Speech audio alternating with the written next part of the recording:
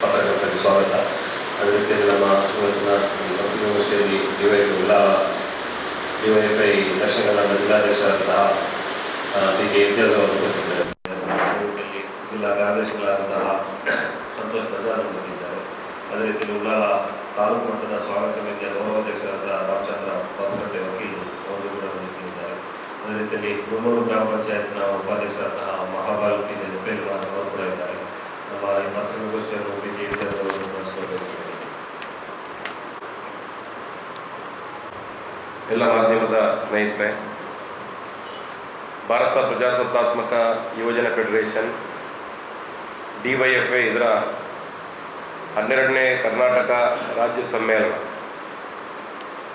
ಸಾಮರಸ್ಯ, ಉದ್ಯೋಗ, ಘನತೆಯ ಬದುಕಿಗಾಗಿ ಎಂಬ ಘೋಷವಾಕ್ಯದಡಿಯಲ್ಲಿ ಇದೇ ಫೆಬ್ರವರಿ 25ರಿಂದ 27ರವರೆಗೆ ನಮ್ಮ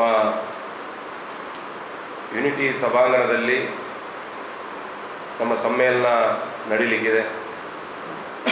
ಈಗಾಗಲೇ ಸಮ್ಮೇಳನದ ಎಲ್ಲ ರೀತಿಯ ಸಿದ್ಧತೆಗಳನ್ನು ನಾವು ನಡೆಸಿಕೊಂಡು ಸಮ್ಮೇಳನವನ್ನು ಅತ್ಯಂತ ಯಶಸ್ವಿಯಾಗಿ ನಡೆಸುವುದಕ್ಕೆ ಎಲ್ಲ ರೀತಿಯ ತಯಾರಿಗಳನ್ನು ನಾವು ಮಾಡಿಕೊಂಡಿದ್ದೇವೆ.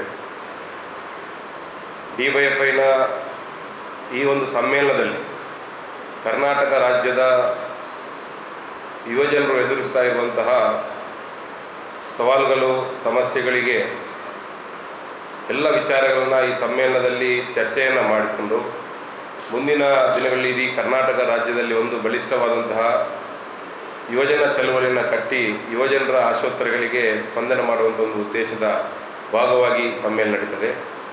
ಅದರ ಜೊತೆಯಲ್ಲಿ ಪ್ರತಿ 3 ವರ್ಷಗಳಿಗೊಮ್ಮೆ ನಮ್ಮ ಸಮ್ಮೇಳನ ನಡೀಲಿಕ್ಕಿದೆ. ಈ ಸಮ್ಮೇಳನದಲ್ಲಿ ಕಳೆದ 3 ವರ್ಷದಿಂದ ನಾವು ಮಾಡಿರ್ತಕ್ಕಂಥ ಹೋರಾಟಗಳು, ಕಾರ್ಯಕ್ರಮಗಳು, ಚಟುವಟಿಕೆಗಳ ಬಗ್ಗೆ ವಿಮರ್ಶೆಗಳು ನಡೀಲಿಕ್ಕಿದೆ. ಅದರ ಆಧಾರದಲ್ಲಿ ನಮ್ಮ ಕಾರ್ಯಕ್ರಮಗಳು, ಚಟುವಟಿಕೆಗಳು ಅದನ್ನು ನಾವು ಈ ಸಮ್ಮೇಳನದಲ್ಲಿ ಚರ್ಚೆಗಳನ್ನು ಮಾಡಿ ಮುಂದಿನ ಹಂತದಲ್ಲಿ ಯಾವ್ಯಾವ ಕಾರ್ಯಕ್ರಮಗಳನ್ನು, ಹೋರಾಟಗಳನ್ನು ಕೈಗೆತ್ತಿಕೊಳ್ಬೇಕು ಅನ್ನೋದರ ಬಗ್ಗೆ ಕೂಡ ಈ ನಮ್ಮ ಕರ್ನಾಟಕ ರಾಜ್ಯ ಸಮ್ಮೇಳನದಲ್ಲಿ ನಾವು ಚರ್ಚೆಯನ್ನು ಮಾಡಲಿಕ್ಕಿದ್ದೇವೆ. ಮುಖ್ಯವಾಗಿ ನಾವು ಇಟ್ಟುಕೊಂಡಿರ್ತಕ್ಕಂಥ ಘೋಷಣೆ ಸಾಮರಸ್ಯ. ಈ ದೇಶದಲ್ಲಿ, ಈ ರಾಜ್ಯದಲ್ಲಿ ಇವತ್ತು ಸಾಮರಸ್ಯವನ್ನು ಯಾವ ರೀತಿಯಲ್ಲಿ ಹಾಳು ಮಾಡಲಾಗ್ತಾ ಇದೆ ಮತ್ತು ಸಾಮರಸ್ಯವನ್ನು ಕೆಡಿಸುವುದರಲ್ಲಿ ಯುವಜನರನ್ನು ಯಾವ ರೀತಿಯಲ್ಲಿ ದಾರಿ ತಪ್ಪಿಸ್ತಾ ಇದ್ದಾರೆ ಅನ್ನುವಂಥದ್ದು ನಾವು ನೋಡಿಕೊಂಡಿದ್ದೇವೆ. ಇದಕ್ಕೆ ಉತ್ತರವಾಗಿ ಇವತ್ತು ಎಲ್ಲ ಯುವಜನರನ್ನು ಒಂದು ಕೋಮು ಸಾಮರಸ್ಯವನ್ನು ಕಾಪಾಡುವಂಥ ನಿಟ್ಟಿನಲ್ಲಿ ಈ ದೇಶವನ್ನು, ಈ ನಾಡನ್ನು ಆಳಿರ್ತಕ್ಕಂಥ ಆದರ್ಶ ಪುರುಷರುಗಳು ಏನು ಸಮಾಜವನ್ನು ಕಟ್ತಕ್ಕಂಥ ನಿಟ್ಟಿನಲ್ಲಿ ಮನುಷ್ಯತ್ವವನ್ನು, ಮಾನವತೆಯನ್ನು ಸಾರಿರ್ತಕ್ಕಂಥ ಈ ನಾಡಿನಲ್ಲಿ ಸಾಮರಸ್ಯವನ್ನು ಗಟ್ಟಿಯಾಗಿ ಉಳಿಸಿಕೊಂಡು ಬರುವಂಥ ನಿಟ್ಟಿನಲ್ಲಿ ನಾವು ಸಾಮರಸ್ಯದ ಘೋಷಣೆ ಇಟ್ಟುಕೊಂಡಿದ್ದೇವೆ. ಇನ್ನೊಂದು ಕಡೆಯಲ್ಲಿ ಉದ್ಯೋಗದ ಪ್ರಶ್ನೆ. ಉದ್ಯೋಗ ಅನ್ನುವಂಥದ್ದು ಇವತ್ತು ಯುವಜನರಿಗೆ ಮರೀಚಿಕೆ ಆಗುವಂಥ ಈ ಸಂದರ್ಭದಲ್ಲಿ ಶಾಲಾ ಕಾಲೇಜುಗಳು ನಿರುದ್ಯೋಗಿಗಳನ್ನು ಸೃಷ್ಟಿ ಮಾಡುವಂಥ ಕಾರ್ಖಾನೆಗಳಾಗಿ ಪರಿವರ್ತನೆ ಆಗಿರುವಂಥ ಈ ಸಂದರ್ಭದಲ್ಲಿ ಯುವಜನರಿಗೆ ಅವರಿಗೆ ಬೇಕಾಗಿರ್ತಕ್ಕಂಥ ಉದ್ಯೋಗ, ಅವರ ವಿದ್ಯೆಗೆ, ಶಿಕ್ಷಣಕ್ಕೆ ಪೂರಕವಾದಂತಹ ಉದ್ಯೋಗ ಸಿಗಬೇಕು. ಇವತ್ತು ಉದ್ಯೋಗದಲ್ಲಿ ಆಗ್ತಾ ಇರುವಂಥ ತಾರತಮ್ಯ, ಅದರಲ್ಲೂ ಕೂಡ ನಮ್ಮ ಕರಾವಳಿಯಲ್ಲಿರ್ತಕ್ಕಂಥ ಮಂಗಳೂರಿನ ಆಸುಪಾಸಿನಲ್ಲಿರ್ತಕ್ಕಂಥ ಕೈಗಾರಿಕೆಗಳಲ್ಲಿ ಈ ಭಾಗದ ಯುವಜನರಿಗೆ ಉದ್ಯೋಗದಲ್ಲಿ ಆಗ್ತಾ ಇರುವಂತಹ ಅನ್ಯಾಯದ ವಿರುದ್ಧ ಕೂಡ ಈ ಒಂದು ಘೋಷಣೆಯಲ್ಲಿ ನಾವು ಉದ್ಯೋಗದ ಮತ್ತು ನಿರುದ್ಯೋಗದ ಸಮಸ್ಯೆ ಬಗ್ಗೆ ಎತ್ತಿ ಇದ್ದು ನಾವು ಈ ಸಮಯ ಮಾತಾಡ್ತೀವಿ. ಅದರ ಜೊತೆಯಲ್ಲಿ ಇವತ್ತು ಘನತೆಯ ಬದುಕು ಬೇಕು, ಯುವಜನರಿಗೆ ಘನತೆಯ ಬದುಕು ಬೇಕೆನ್ನುವ ಕಾರಣಕ್ಕಾಗಿ ಇವತ್ತು ಯುವಜನರ ಘನತೆ ಮತ್ತು ಸ್ವಾಭಿಮಾನವನ್ನು ಬಿಟ್ಟು ಬದುಕಲಿಕ್ಕೆ ಸಾಧ್ಯ ಇಲ್ಲ ಅನ್ನುವಂಥ ಸ್ಥಿತಿಯನ್ನು ಇವತ್ತು ಯುವಜನರಲ್ಲಿ ಇವತ್ತು ನಿರ್ಮಾಣ ಆಗಿದೆ. ಇವತ್ತು ಘನತೆಯ ಬದುಕು ಅಂತಂದರೆ ಇವತ್ತು ಯಾವ್ಯಾವ ರೀತಿಯಲ್ಲಿ ತಮ್ಮ ಸ್ವಾಭಿಮಾನವನ್ನು ಯುವಜನರು ಕಳ್ಕೊಂಡಿದ್ದಾರೆ ಅನ್ನುವಂಥದ್ದು ನಮಗೆಲ್ಲ ಗೊತ್ತಿದೆ. ಒಂದು ಕಡೆ ಉದ್ಯೋಗ ಇಲ್ಲದೆ, ಕೈಯಲ್ಲಿ ಆದಾಯ ಇಲ್ಲದೆ ಬದುಕಲಿಕ್ಕೆ ಸಾಧ್ಯ ಇಲ್ಲ ಅಂತ ಒಂದು ಕಡೆ ಆದರೆ, ಇನ್ನೊಂದು ಕಡೆಯಲ್ಲಿ ಕಷ್ಟಪಟ್ಟು ದುಡಿದು ವಿದ್ಯಾಭ್ಯಾಸವನ್ನು ಪಡೆದು ಆ ವಿದ್ಯೆಗೆ ತಕ್ಕಂತಹ ಉದ್ಯೋಗ ಸಿಗದೆ ಆದಾಯ ಬರುವಂಥ ಉದ್ಯೋಗದಲ್ಲಿ ಸರಿಯಾದ ರೀತಿಯಲ್ಲಿ ಕುಟುಂಬವನ್ನು ನಿರ್ವಹಣೆ ಮಾಡಲಿಕ್ಕೆ ಆಗಿರ್ಬೋದು, ಆದಾಯ ಸಿಗದೆ ಇವತ್ತು ಕಷ್ಟಪಡುವಂತಹ ಯುವಜನರ ಅವರ ಘನತೆಯ ಬದುಕಿಗಾಗಿ ಈ ಸಮ್ಮೇಳನವನ್ನು ನಾವು ಈ ಮಂಗಳೂರಿನಲ್ಲಿ ಮಾಡ್ತಾ ಇರೋಣ. ಈ ಸಮ್ಮೇಳನ ಫೆಬ್ರವರಿ 25ರಂದು ಯುನಿಟಿ ಸಭಾಂಗಣದಲ್ಲಿ ಉದ್ಘಾಟನೆ ಆಗಲಿಕ್ಕಿದೆ. ಈ ಸಮ್ಮೇಳನದ ಉದ್ಘಾಟನೆಯನ್ನು ನಮ್ಮ ಕರ್ನಾಟಕ ಉಚ್ಚ ನ್ಯಾಯಾಲಯದ ವಿಶ್ರಾಂತ ನ್ಯಾಯಮೂರ್ತಿಗಳಾದಂತಹ HN ನಾಗಮೋದಾಸ್ ಅವರು ನಮ್ಮ ಸಮ್ಮೇಳನವನ್ನು ಉದ್ಘಾಟನೆ ಮಾಡಲಿಕ್ಕಿದ್ದಾರೆ. ಅದೇ ರೀತಿಯಲ್ಲಿ ನಮ್ಮ ಈ ಉದ್ಘಾಟನಾ ಸಮಾರಂಭದಲ್ಲಿ DYFIನ ಅಖಿಲ ಭಾರತ ಅಧ್ಯಕ್ಷರು, ರಾಜ್ಯಸಭಾ ಸದಸ್ಯರಾಗಿರ್ತಕ್ಕಂಥ ಕಾಮ್ರೇಡ್ A. ರಹೀಂ ಅವರು ಈ ಉದ್ಘಾಟನಾ ಸಮಾರಂಭದಲ್ಲಿ ಇರ್ತಾರೆ. ನಮ್ಮ ಸ್ವಾಗತ ಸಮಿತಿಯ ಅಧ್ಯಕ್ಷರು, ಈ ಜಿಲ್ಲೆಯಲ್ಲಿ ಜಿಲ್ಲಾಧಿಕಾರಿಗಳಾಗಿ ಕೆಲಸ ಮಾಡಿದಂಥ A. B. ಇಬ್ರಾಹಿಂ ಅವರು ನಮ್ಮ ಸ್ವಾಗತ ಸಮಿತಿಯ ಅಧ್ಯಕ್ಷರಾಗಿ ಕಾರ್ಯಕ್ರಮದ ಸ್ವಾಗತ ಭಾಷಣ ಮಾಡಲಿಕ್ಕಿದ್ದಾರೆ. ಹಾಗೆ ಅಧ್ಯಕ್ಷತೆಯನ್ನು ನಮ್ಮ ಕರ್ನಾಟಕ ರಾಜ್ಯ ಸಮಿತಿಯ DYFIನ ಅಧ್ಯಕ್ಷರಾಗಿರುವಂತಹ ಮುನೀರ್ ಕಾಟಿಪಲ್ ಅವರು ಭಾಗವಹಿಸಲಿಕ್ಕಿದ್ದಾರೆ. ಹಾಗೆ ಅನೇಕ ನಮ್ಮ ಮುಖಂಡರು ಈ ಕಾರ್ಯಕ್ರಮದಲ್ಲಿ ಭಾಗವಹಿಸಲಿಕ್ಕಿದ್ದಾರೆ. ಅದೇ ರೀತಿ ಈ ಒಂದು 25ರಂದು ನಾವು ಕಾಮ್ರೇಡ್ ರಮೇಶ್ ಕುಮಾರ್ ಅವರ ಸ್ಮರಣೆಯಲ್ಲಿ ಹೋರಾಟ ಚಳವಳಿಗಳ ಒಂದು ನೆನಪಿನಂಗಲದ ಒಂದು ಪೋಸ್ಟರ್ ಗ್ಯಾಲರಿಯನ್ನು ಕೂಡ ಅವತ್ತು A. B. ಇಬ್ರಾಹಿಂ ಅವರು ಉದ್ಘಾಟನೆ ಮಾಡಲಿಕ್ಕಿದ್ದಾರೆ. ಸಾಂಸ್ಕೃತಿಕ ಕಾರ್ಯಕ್ರಮದ ಅಂಗವಾಗಿ ನಮ್ಮ ಸೌಹಾರ್ದ ಕಲಾವಿದರು ಪುತ್ತಾರ್ ಮತ್ತು PYM ಗ್ರೂಪ್ಸ್ ಬಜಾಲ್ ಇವರಿಂದ ಒಂದು ಸಾಂಸ್ಕೃತಿಕ ಉತ್ಸವ ಕೂಡ ನಡೀಲಿಕ್ಕಿದೆ. ಹಾಗೆ ಅದರ ಜೊತೆಯಲ್ಲಿ 26ರಂದು ನಾವು ಒಂದು ಸೆಮಿನಾರನ್ನು ಕೂಡ ಆಯೋಜಿಸ್ತಾ ಇದ್ದೇವೆ. ಇಲ್ಲಿ ನಮ್ಮ ಆ ಸೆಮಿನಾರನ್ನು JNUವಿನ ವಿಶ್ರಾಂತ ಪ್ರಾಧ್ಯಾಪಕರಾದ ಪ್ರೊಫೆಸರ್ ಪುರುಷೋತ್ತಮ ಬಿಲಿಮಲೆ ಅವರು ಕರಾವಳಿಯ ಬಗ್ಗೆ ಕರಾವಳಿ ಹುಟ್ಟಿ ಬಂದ ದಾರಿಯ ಬಗ್ಗೆ ಒಂದು ವಿಚಾರ ಸಂಕಿರಣವನ್ನು ಅದನ್ನು ಇಟ್ಕೊಂಡಿದ್ದಲ್ಲಿ ಸಾರ್ವಜನಿಕರು ಭಾಗವಹಿಸಬಹುದು. ಉಳಿದಂತೆ ಇಡೀ ನಮ್ಮ 2 ದಿವಸ ನಮ್ಮ ಆಂತರಿಕ ಕಲಾಪಗಳು ಅಧಿವೇಶನ ನಡೀಲಿಕ್ಕಿದೆ. 27ರಂದು ಪುತ್ತಾರು ಜಂಕ್ಷನ್ನಿಂದ ಯುನಿಟಿ ಸಭಾಂಗಣದವರೆಗೆ ಮೈದಾನದವರೆಗೆ ಯುವಜನರ ಒಂದು ಆಕರ್ಷಕ ಮೆರವಣಿಗೆ ನಡೀಲಿಕ್ಕಿದೆ. ಆ ಮೆರವಣಿಗೆಯ ನಂತರ ಬಹಿರಂಗ ಸಭೆಯಲ್ಲಿ ಈ ದೇಶದ ಮುತ್ಸದ್ದಿ ರಾಜಕಾರಣಿ, ಅದೇ ರೀತಿಯಲ್ಲಿ ಈ ದೇಶದ ಎಲ್ಲ ಜಾತ್ಯತೀತ ಶಕ್ತಿಗಳನ್ನು ಒಗ್ಗೂಡಿಸುವಂಥ ನಿಟ್ಟಿನಲ್ಲಿ ಒಂದು ಬಹಳ ದೊಡ್ಡ ಪ್ರಯತ್ನವನ್ನು ಮಾಡ್ತಾ ಇರುವಂತಹ CPIM ಪಕ್ಷದ ಪ್ರಧಾನ ಕಾರ್ಯದರ್ಶಿ ಸಂಗಾತಿ ಸೀತಾರಾಮ್ ಯೆಚೂರಿ ಅವರು ಬಹಿರಂಗ ಸಭೆಯಲ್ಲಿ ಮಾತಾಡಲಿಕ್ಕಿದ್ದಾರೆ. ಅದೇ ರೀತಿಯಲ್ಲಿ ಬಹುಭಾಷಾ ನಟರಾಗಿರ್ತಕ್ಕಂಥ ಪ್ರಕಾಶ್ ರೈ ಅವರು ಈ ಬಹಿರಂಗ ಸಭೆಯಲ್ಲಿ ಮಾತಾಡಲಿಕ್ಕಿದ್ದಾರೆ. ಅದೇ ರೀತಿಯಲ್ಲಿ ನಮ್ಮ ಅಖಿಲ ಭಾರತ ಅಧ್ಯಕ್ಷರು MP A. ರಹೀಂ ಅವರು ಕೂಡ ಈ ಕಾರ್ಯಕ್ರಮದಲ್ಲಿ ಭಾಗವಹಿಸ್ತಾರೆ. ಈ ಆಕರ್ಷಕ ಮೆರವಣಿಗೆಯಲ್ಲಿ ನಮ್ಮ DYFIನ ದಕ್ಷಿಣ ಕನ್ನಡ ಜಿಲ್ಲೆಯ ವಿವಿಧ ತಾಲೂಕುಗಳಿಂದ ಯುವಜನರು ಸಹಸ್ರಾರು ಸಂಖ್ಯೆಯಲ್ಲಿ ಆ ಮೆರವಣಿಗೆಯಲ್ಲಿ ಭಾಗವಹಿಸಲಿಕ್ಕಿದ್ದಾರೆ. ಬಹಳ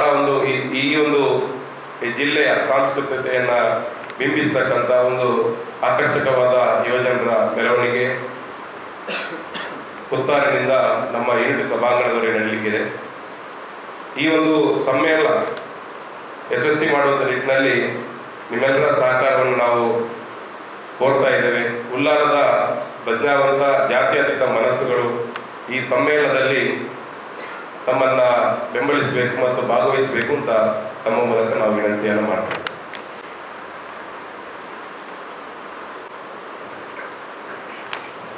ಕರ್ನಾಟಕ ರಾಜ್ಯ ಸಮ್ಮೇಳನ ಈ ಬಾರಿ ಉಳ್ಳಾಲದ ಭಾಗದಲ್ಲಿ ನಡೀತಾ ಇರುವುದು ಬಹಳ ಪ್ರಮುಖದ ಅಂಶ.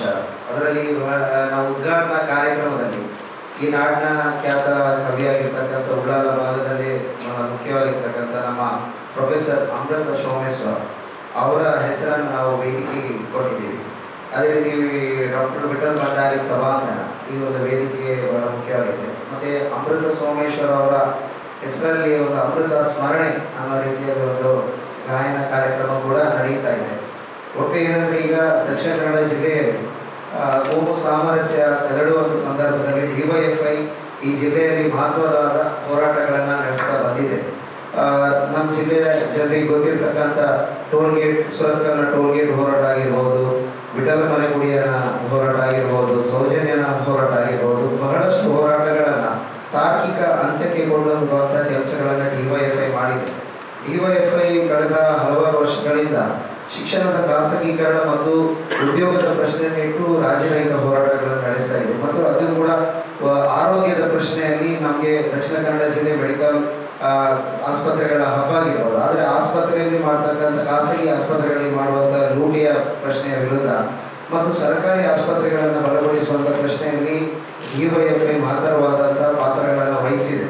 ಹಾಗಾಗಿ ಈ ಒಂದು ದಕ್ಷಿಣ ಕನ್ನಡ ಜಿಲ್ಲೆಯಲ್ಲಿ ಡಿವೈಎಫ್ಐನ ಕರ್ನಾಟಕ ರಾಜ್ಯ ಸಮ್ಮೇಳನ ಏನು ನಡೀತಾ ಇದೆ, ಇದೊಂದು ಈ ಜಿಲ್ಲೆಯ ಸಾಮರಸ್ಯವನ್ನು ಮತ್ತೆ ಕಟ್ಟುವಂಥ ನಿಟ್ಟಿನಲ್ಲಿ ಮತ್ತು ಇಲ್ಲಿಯ ಐಕ್ಯತೆಯನ್ನು ಬೆಳೆಸುವ ನಿಟ್ಟಿನಲ್ಲಿ ಮತ್ತು ಇಲ್ಲಿನ ಸಮಸ್ಯೆಗಳ ಆಧಾರದಲ್ಲಿ ಯುವಜನರನ್ನು ಸಂಘಟಿಸಿ ಮುಂದಿನ ದಿನದಲ್ಲಿ ಒಂದು ಬಲಿಷ್ಠ ಯುವಜನ ಸಂಘಟನೆಯಾಗಿ ಬೆಳೆಸುವಂಥ ಮತ್ತು ಕಟ್ಟುವಂಥ ಕೆಲಸಗಳನ್ನು ಡಿವೈಎಫ್ಐ ಮಾಡುತ್ತೆ. ಆ ಒಂದು ವಿಚಾರಗಳನ್ನಿಟ್ಟೇ ಇವತ್ತು ಡಿವೈಎಫ್ಐ ಕರ್ನಾಟಕ ರಾಜ್ಯ ಸಮ್ಮೇಳನ ಮಂಗಳೂರಲ್ಲಿ ಆಯೋಜಿಸಿದೆ.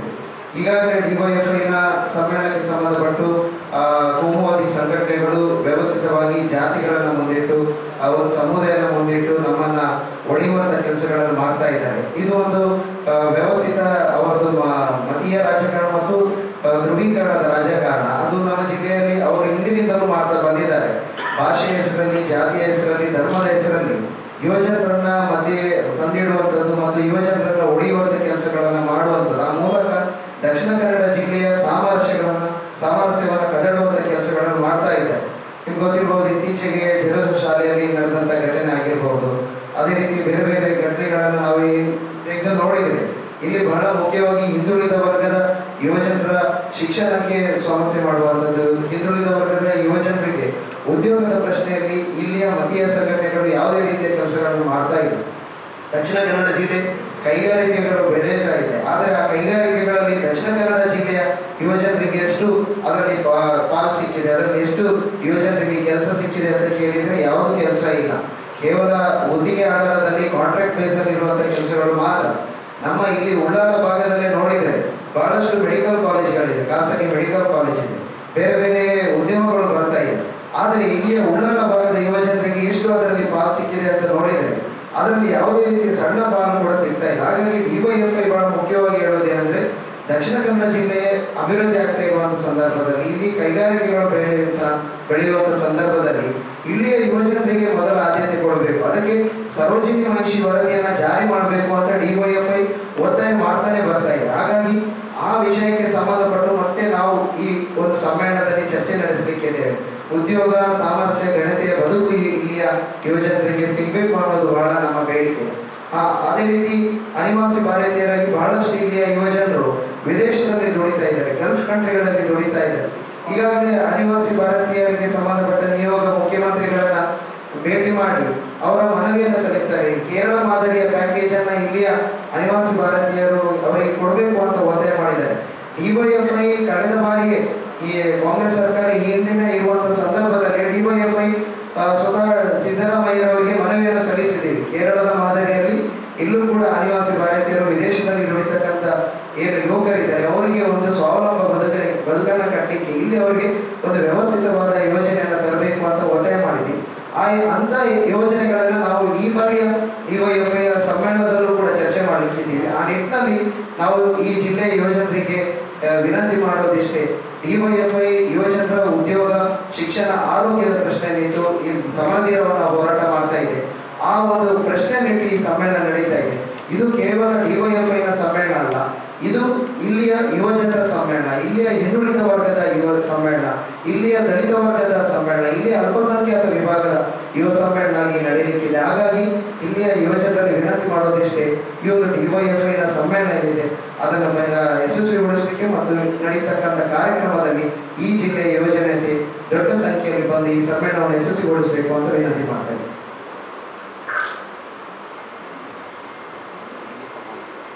ಇವತ್ತು ಸಂಜೆ 4 ಗಂಟೆಗೆ ನಮ್ಮ ಇಬ್ಬರು ಹುತಾತ್ಮ ಸಂಗಾತಿಗಳು ಈ ಜಿಲ್ಲೆಯ ಕೋಮುವಾದದ ವಿರುದ್ಧದ ಹೋರಾಟದಲ್ಲಿ ಬಲಿದಾನ ಮಾಡಿದಂತಹ ಕಾಮ್ರೇಡ್ ಶ್ರೀನಿವಾಸ್ ಬಜಾಲ್, ಅದೇ ರೀತಿಯಲ್ಲಿ ಕಾಮ್ರೇಡ್ ಭಾಸ್ಕರ ಕುಂಬ್ಳೆ ಅವರ ಹುತಾತ್ಮತೆಯ ನೆನಪನ್ನು ಇಟ್ಕೊಂಡು ಈ ಸಮ್ಮೇಳನದಲ್ಲಿ ಈ ಇಬ್ಬರು ಹುತಾತ್ಮ ಸಂಗಾತಿಗಳು ನೆನಪಿಸುವಂಥ ನಿಟ್ಟಿನಲ್ಲಿ ಹುತಾತ್ಮ ಜ್ಯೋತಿ ಮತ್ತು ಹುತಾತ್ಮ ಸ್ತಂಭವನ್ನು ಇವತ್ತು ಶ್ರೀನಿವಾಸ್ ಬಜಾಲ್ ಅವರನ್ನು ಬಲಿದಾನ ಮಾಡಿದಂತಹ ಆ ಒಂದು ಬಜಾಲ್ನಿಂದ ತೊಕ್ಕೋಟ್ ಜಂಕ್ಷನ್ವರೆಗೆ ಹುತಾತ್ಮ ಜ್ಯೋತಿ ಮತ್ತು ಹುತಾತ್ಮ ಸ್ತಂಭದ ಮೆರವಣಿಗೆ ಕೂಡ ಇವತ್ತು ನಡೆಯಲಿದೆ.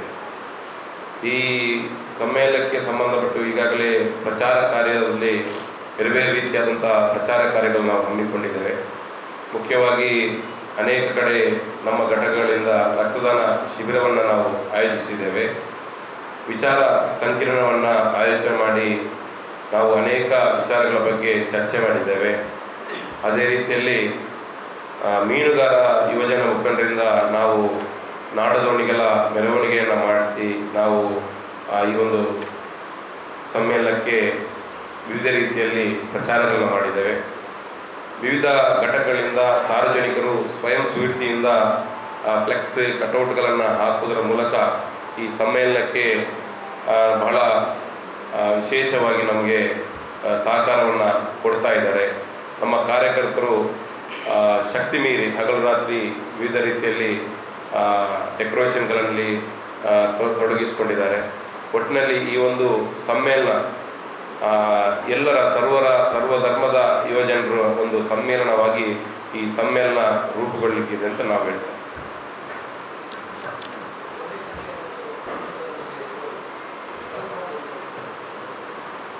ನಮ್ಮ ಎಲ್ಲ ಈ ಸಮ್ಮೇಳನದ ಪ್ರತಿಯೊಂದು ಇದರಲ್ಲಿ ಕೂಡ ನಿಮ್ಮೆಲ್ಲರ ಸಹಕಾರ, ಪತ್ರಕರ್ತರ ಅದರಲ್ಲಿ ವಿಶೇಷವಾಗಿ ಉಲ್ಲಾಳದ ಪತ್ರಕರ್ತರ ಸಹಕಾರ ಇರಲಿ ಅಂತ ನಮ್ಮಲ್ಲಿ